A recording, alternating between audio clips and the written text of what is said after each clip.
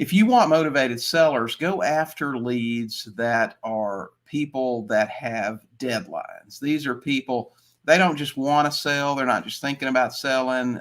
Some people in foreclosure don't want to sell, but they have a definite date in time where a problem is going to really just come to fruition, if you will.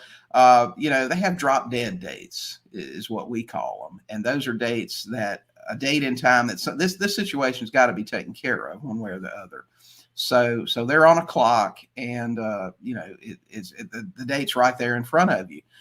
When we door knock and we talk to people, we've got the date written in the upper corner of the envelope that we leave. Here's our date that this thing has to be taken care of.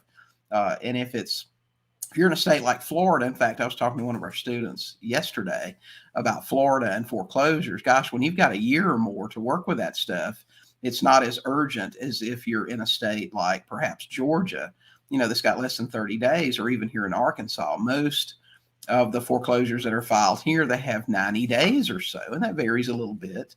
But in general, it's 90 days. It's not a lot of time. So if I knock on a door and the auction is, 7 weeks away or 8 weeks away, then you're talking about somebody's got to take care of things.